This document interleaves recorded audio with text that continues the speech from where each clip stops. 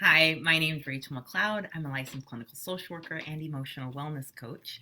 And today I want to talk with you about isolating. It's something that many of us do. If you've got symptoms of anxiety, depression, and traumatic stress, it could be something a lot. And so that's what I want to talk about today, because I want you to be able to understand what's going on, and then resolve the underlying issues so that you can embrace your life again. And because that's what is so heartbreaking when we find ourselves isolating, is all the things we're missing out on, all the people we're not connecting with, maybe are the children that we're not being able to support, right? And to be able to help make sure that they're thriving because we're struggling to make ourselves thrive. And so I want to take a look at what's happening here. And I want you to understand it, because I want you to see this is not about who you are at all. There's nothing, it's not about you. This is about how your brain is functioning. And if you understand that, you can really solve this problem, as opposed to spending and wasting more of your time um, being angry with yourself, uh, uh, and fighting the wrong problem. Right? A lot of us, when we're doing these things we don't know about, if we just know this is how brains function, then it's like, oh, the problem is over here. If we don't know, then we can start to really start attacking ourselves. And that's a pattern that many of us get into, and it's a waste of time, and it hurts, right? So the faster you can shift out of that, the faster you can get back to living. Okay, so let's take a look at what's going on when people are isolating. This is really a strategy that is brilliant. It's what people do when they're hurt, when they're wounded, and when they're injured. And if you've got anxiety, depression, or traumatic stress, you have sustained an emotional injury somewhere, and it's manifesting in an illness. And what happens is that if you were to break your leg, you would be isolated at home. Everybody would sit you at home, and you would be told to stay there until you heal. It's part of the healing practice. If you're in the wild, you cut yourself deep and you go in and you let yourself heal. And that's really what isolating is all about. But we know with anxiety, depression, and traumatic stress, sometimes the brain gets stuck in patterns of not healing. And so it's just a pattern of suffering, and the healing doesn't ever take place, so the isolating never stops. And so that's why you're struggling with isolating yourself, and you're mad at yourself, but really you're wounded. And if you can treat the wound, which you can treat the wound, then you can actually stop the isolating, because you won't need it anymore. Your brain will not be forcing you in there in that strategy. And so that's going to be really important. So if you're isolating, what I want you to really understand about yourself is that you are hurting, right? But it's not a break in your arm, it's not a break in your leg, it's not any of those things. It is an emotional pain that you're suffering, an emotional injury, and you're wounded, and your body is acting like you're wounded. It's putting you to sleep, it's taking you home, it's getting you away from people, it's trying to reduce any stressors, any triggers will re-injure you. That's what it wants to do. It wants to protect you, and what it looks like is a bunch of dysfunctional things that we, with anxiety, depression, or traumatic disorders, trauma disorders, have struggled with. And so I want you to understand, this is not your fault. This is your brain trying to heal. Most of the symptoms of anxiety, depression, and traumatic stress are the brain trying to heal, and it's just not working out. It's doing its best, and it's not working. And that's why it's so important to support the brain and help the brain, because it can, and it knows it can. That's why it keeps doing this thing over and over and over and over and over again, trying to put you in healing modes. That's actually creating all the symptoms of these dysfunctions, and making it so difficult to be out there, with your loved ones, living your life. And things you might notice when you're isolating, I'm going to talk about these things, because isolating doesn't always look the same for everybody. You can be isolating at home, right? This looks like you're in your bedroom, or you're at home, you're hiding out, everybody's at school, you're at home, you're hiding out, you're cuddled up, maybe you're sleeping. People with anxiety, depression, trauma, going to sleep is is a healing state, it's a healing strategy and a protective strategy. If you're sleeping, it's can be more difficult to get triggered. If you've got nightmares, not so for you. But I want you to understand that's something your brain is doing to you, and not something that you're choosing. It's not because you're lazy. It's because you have an injury your brain is trying to heal. Okay, and so then if you understand that, you can get on team healing. You can say, okay, brain, all right, you want to heal? Let's do this. And you can put a plan together and start healing. But if you think you're just lazy, then all you do is sit around and tell yourself how lazy you are. You should get it together, and you create all these plans to go do all these things that are not isolating. But your brain is like, no, you're not okay. We're not going out there. And you're like, yes, we are. And you're stuck in these things that are not productive, and they don't help, and they can actually make things worse. Right? But I do know the time time is ticking, right? The more time you spend at home isolating, the more time you're missing out on so many things. I get it. I really get it. And that's why it's so important to do this work at the root so that you can be free. Because let me tell you what, if you override your brain and you go out there anyway, it's the same thing as having a broken leg and going and doing what the doctor said not to do anyway. You're creating more problem for yourself. If you break your leg and it hasn't healed yet, and you say, well, no, I'm supposed to be a regular human and I need to go run with the regular people, and you run on that leg, you're number one, your doctor is angry, your family is angry, and you're creating more harm to yourself. And that's what we do with these anxiety, depression, and trauma disorders. We are wounded and we're going to go run on it. We expect ourselves to be just like everybody else and to do all that. And I want you to be just like everybody else, but let's get your brain functioning like everybody else's brain is functioning, and be free. Right? But you can't just keep running on a broken leg. It's not right. It's not fair to you, and it's not fair to your emotional wellness, and you're deceiving yourself. It's not how it works. And you're creating more reasons to isolate, and you will have to isolate longer. And this will hurt you because you are not meant to isolate. Okay? I'm going to go back to where I was. I just had to do that rant apparently, but okay, I want to tell you, isolating can also look like you burying yourself at work, right? So you're actually isolating from your family by staying at work, doing all the work, diving into work, and doing all of that. That you're isolating yourself from your home life, your personal life, from all things personal. That's the same kind of thing, and that can be really painful because it can be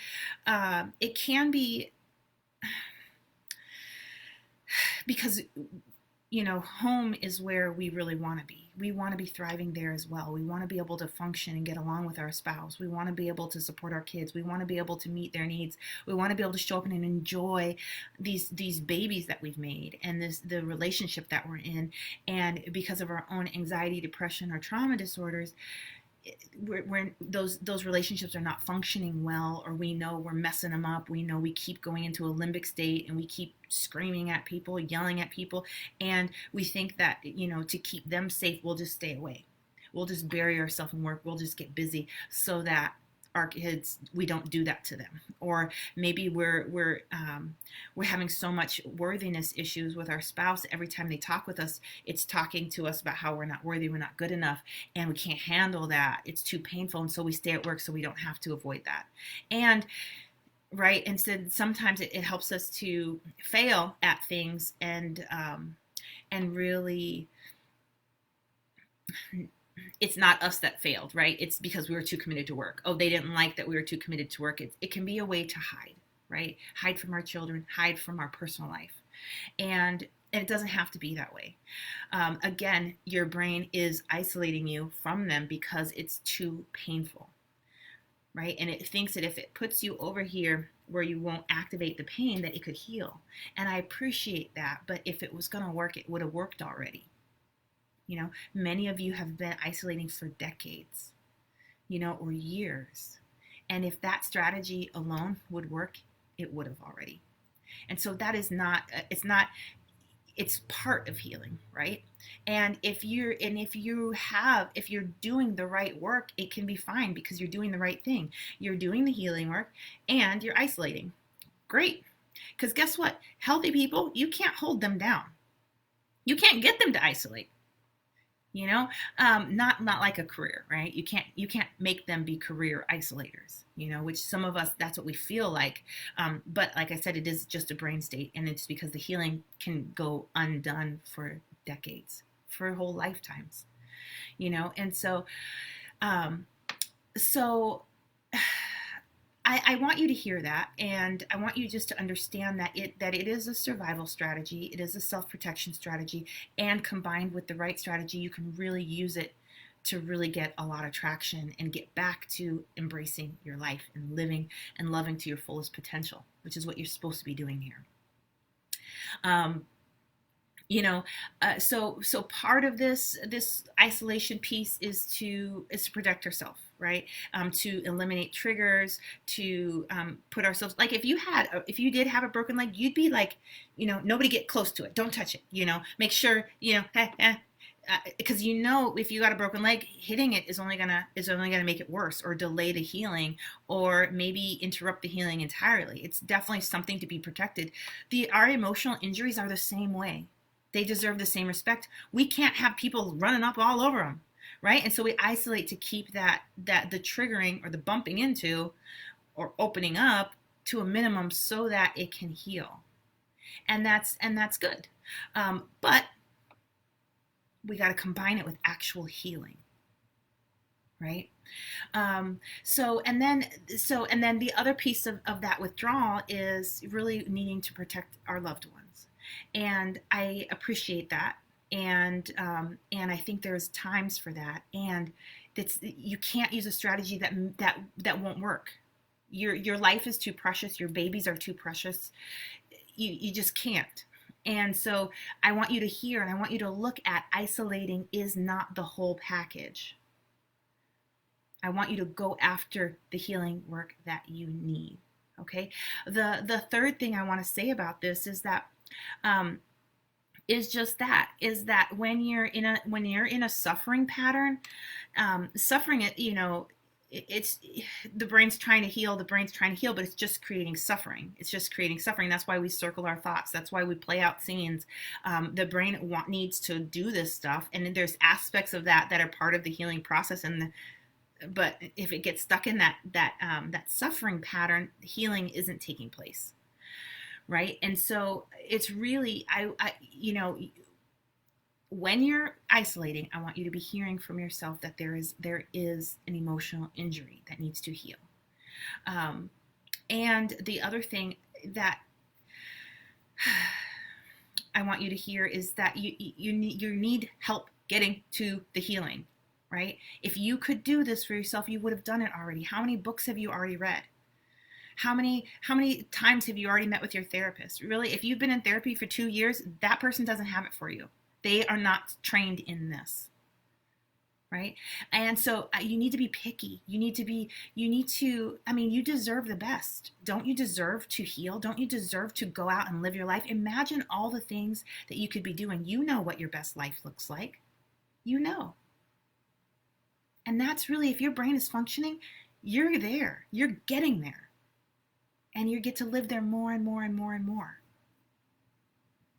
So I want you to see this as a symptom, not something to put a whole lot of attention on, just something to say, okay, I see I've got a problem. That's it. That's all that's required if you're isolating. Okay, I see I've got a problem. Now take the steps. The longer you stay in a suffering pattern, the more you suffer. I know, Captain Obvious, but I want you to hear that. A lot of times we stay in a suffering pattern because we don't know how to heal. But number two, we think that if we just think about it long enough, if we just read enough books, if we just do this, then we'll get out of this. Or when the sun comes out again, and yeah, it will help. We think all these things, but it's just not true. You're not supposed to be living moments of wellness. You're supposed to have wellness. It's not just like, okay, the sun shines through and now it's cloudy again. I don't want you in that pattern. Yes, in the beginning, that may be your pattern, right? But ultimately, it's really time to take back and eliminate these symptoms one at a time so that you're generating wellness, right? And when you start eliminating these symptoms, all of a sudden, all that energy you were spinning around your brain, because that's exhausting, and of it takes a lot of energy. And so all that energy you get to start using for other things. That's what gets you back out of the house.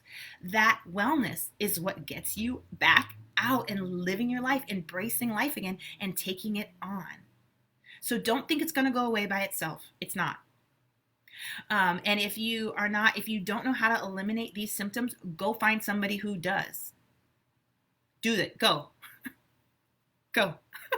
And don't settle for just coping strategies. These things can be eliminated. They should be eliminated. And when you're talking with your therapist, if they don't think that these can be eliminated, next. Hello, we got things to do. And I'm not lying to you. I promise I am not lying to you. Clients are eliminating this stuff all the time. I have clients that, the racing thoughts, eliminating, panic attacks, phobias, eliminating. Those are just brain states. Once you learn how to work with the brain, it's gone. So I want you to hear that. I want you to want that. I want you to stop beating yourself up. You are not the problem. And if beating yourself up was going to help you, I would say go do that. Go do that. But it's not. So you got things to do. And I don't know if you want to do 2021 suffering, I don't know. That's you. But if it were me, I would say, no, 2020 is my year. Let's rock. So don't delay this. There's so much transformation that you can get for yourself in just 2 months. At the end of March, where could you be? At the end of April, where could you be? And don't make that happen in like 2 more months like that, because then what happens, right? This is just brain work. It's just math in my world. 1 + 1 = healing. Okay? So just do it. Just do it. Do what you got to do. This is not about feeling it. I don't want you to wait till you feel like it's time to heal. I want you just to go do it now. Not when you get your crap together, not when you have more time, not when you have more money, not when, so-and-so isn't having their own problems. Now. Do it now. Do it now. It's so much easier to go through life with a brain that's functioning well. And anyway, so if this is something that you are ready to start doing and you want to talk with me about it, I want you to go ahead and book a call, and we will talk about this. We'll figure out what's not working, where you want to go, and create a plan to start eliminating these symptoms. And so go do that. Book a call. We'll talk soon. And let's see. Yeah, okay, I'm going to read this. But whatever it is that you're doing, whatever your strategy is, go now. And really, like I said, I can't say it enough times, stop beating yourself up. This is not about you. This is how brains function. And I could go do an entire video about how the brain is functioning. But I've done it before. Anyway, but I could do it over and over again. It's really pretty insane. I love it because it's wonderful.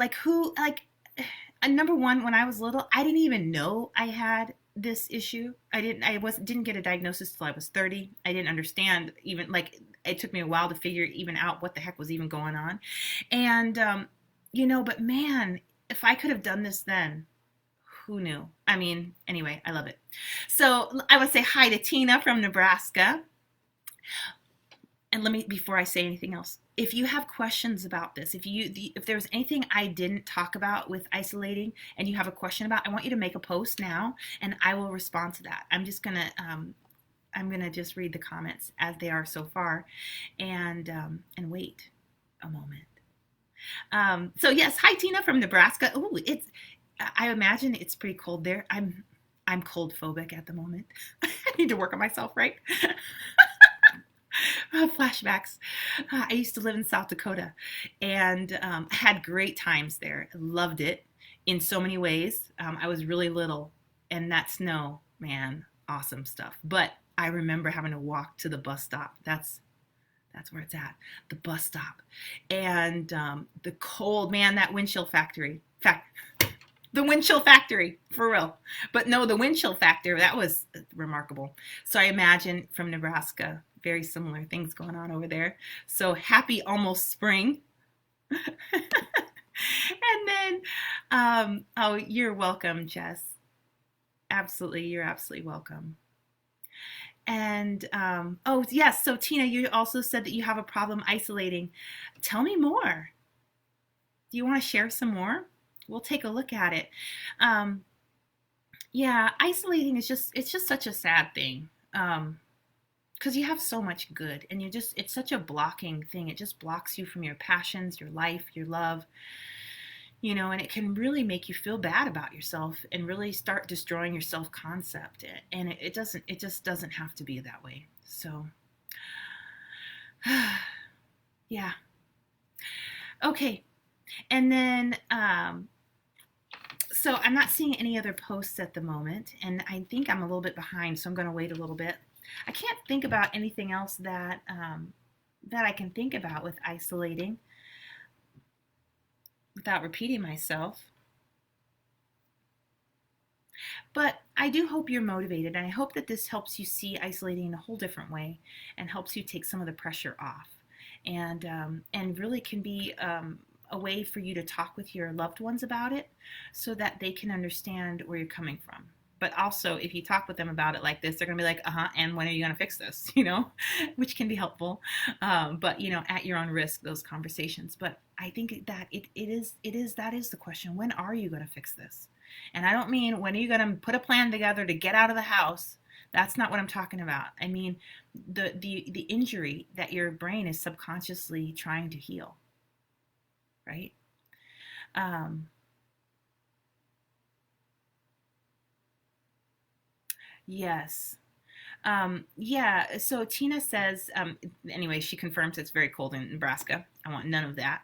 Um, and that she's had surgeries, is still sick, and was the head cheerleader. I think that's a really, when we've got anxiety, depression, and traumatic stress on us, a lot of us are the go-getters in our whole family. We are the ones that hold things together. We're the ones that are cheerleaders. We're the ones that everyone looks to. We're the ones that have to be the strong ones. And to find ourselves going, and then all of a sudden isolating, it's really um, confusing, right?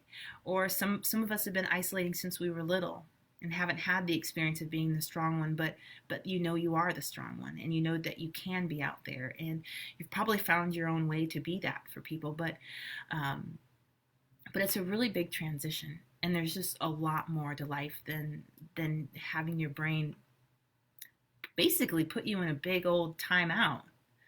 And anyway, there's that does not have to stay there. Um, yeah, and not being able to get out of bed, that's a lot of trauma and loss and grief, Tina. And I hope you're doing work to release that and move that emotional energy, because that grief really can just get stuck, and that loss can get stuck, and we can get stuck in that cycle, that grief cycle, the stages of grief. And um, and so it doesn't get to move, and that's what a lot of this stuff is about. It's kind of just like stuck emotion, especially when it starts at a young age, which is what happens with trauma. It's just like stuff gets stuck, and then it's like stuff, that just like if you had a problem with your bowels and something got stuck, or something in your heart and something like it would create all this dysfunction. And that happens with us with the emotions, that the emotion just gets stuck, and then it can create all this stuff. And I hope that as you're there, you're doing some things to move that emotional energy, the emotion, really. um yeah, absolutely. And so yeah, lots of trauma there, and I I encourage you to work with it, clear it, because I don't know if you're like the bed is your future, or or if this is just a long time in your life as you're recovering. But either way, now is a wonderful time to do your healing work, especially because as you get out of this, you're going to have to work with this emotion anyway at some point. And it's easiest to do it when it's happening. Sometimes. Most times, right? That's the challenge with working with the brain. You really got to run with it, right? And so sometimes, but I do encourage you to do what you can even now, especially because the better we do emotionally, the better we do physically. And there's research by that. And so anyway, I could ramble on and on about that. That may be another video. But all right, everybody, it was wonderful hanging out with you, and I hope you see isolating in a whole nother way. I hope that takes some of the pressure off you and your self-concept and your self-esteem, and puts the pressure on finding a solution, because that's really what this is all about, and reducing the amount of time you stay stuck in that suffering pattern, because boo to that. Okay, that has got to go. All right, I will talk to you another time. Take care. Bye.